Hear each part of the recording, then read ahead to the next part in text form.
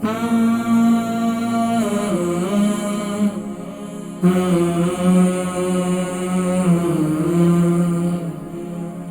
بواسیر کے لیے سب سے زیادہ ریڈ چلی سے پرہیز کر لیں، ٹن والی ٹماٹر سے پرہیز کر لیں، کوشش یہ کریں کہ سادی غذائیں استعمال کریں، سبزیوں کا استعمال زیادہ کریں۔ جی السلام علیکم۔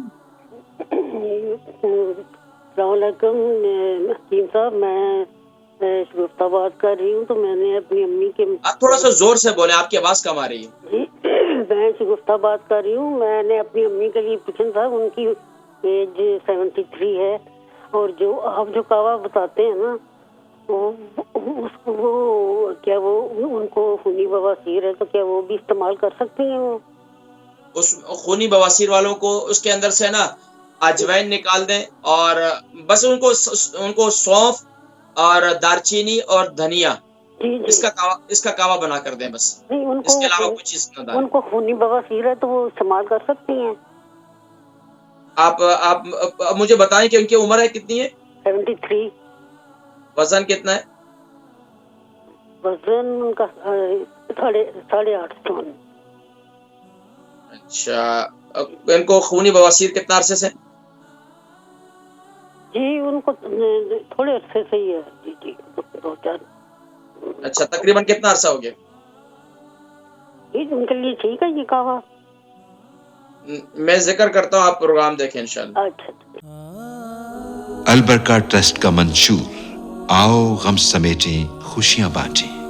البرکہ ویلفیئر ٹرسٹ انٹرنیشنل نے پیدائش کی خوشی سے لے کر موت کی غمی تک انسانی ضروریات کو مد نظر رکھتے ہوئے یتیموں، بیواؤں، بے سہاروں، ضرورت مندوں اور سفید پوشوں کی مدد کو عبادت سمجھتے ہوئے اس عظیم فریضے کو سر انجام دے رہی ہے۔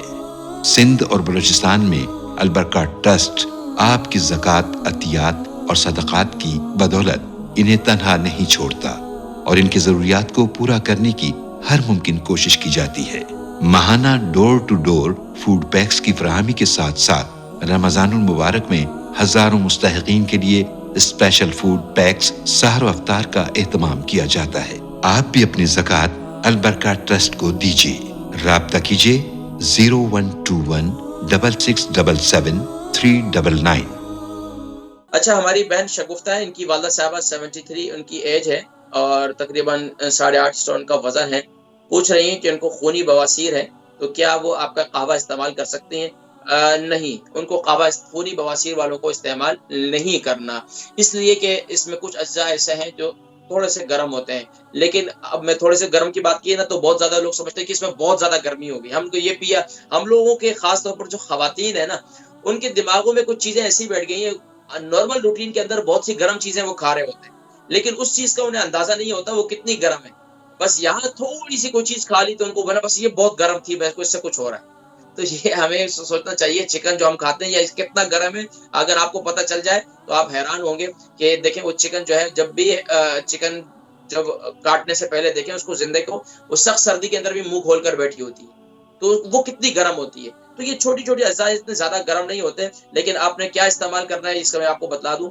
آپ نے قہوہ بنانا ہے، دھنیا لے لیں 1 ٹی اسپون، دارچینی لے لیں 1 سے 1.5 انچ کا ٹکڑا، اور آپ لے لیں سونف لے لیں تقریباً 1 ٹی اسپون، یہ لے لیں۔ اس کے ساتھ آپ 2 عدد الائچی ڈال دیں، تھوڑا سا اور ذائقے دار بنانے چاہتے ہیں اس میں خشک پودینہ ڈال دیں 1 ٹی اسپون، تو اس کا قہوہ بنا دیں۔ یہ قہوہ ہم کو دیں، اس کا کوئی سائیڈ افیکٹ نہیں ہے۔ باقی ان کو کوشش کریں کہ خونی بواسیر کے لیے سب سے زیادہ ریڈ چلی سے پرہیز کر لیں، ٹن والی ٹماٹر سے پرہیز کر لیں، اور اس کے علاوہ کوشش یہ کریں کہ سادی غذائیں استعمال کریں، سبزیوں کا استعمال زیادہ کریں، لال میٹ، ریڈ میٹ بالکل بند کر دیں، گرم اشیاء سے انڈا، مچھلی، یہ سب چیزوں سے پرہیز کر لیں، تلی ہوئی چیزوں سے پرہیز کریں۔ زیادہ کوشش یہ کریں کہ سبزیوں کا استعمال کریں، اور زیادہ کوشش یہ کریں کہ مونگ کی دال کا استعمال کریں، تو اس سے انشاءاللہ یہ جلدی ان کو شفا یابی ہوگی۔ اور کوشش یہ کریں کہ استنجا بھی گرم پانی سے نہیں کریں، بلکہ ٹھنڈے پانی سے، نیم جو برداشت ہو سکے تو اس سے کریں، تو اس سے انشاءاللہ جلدی یہ کیفیت ختم ہو جائے گی انشاءاللہ۔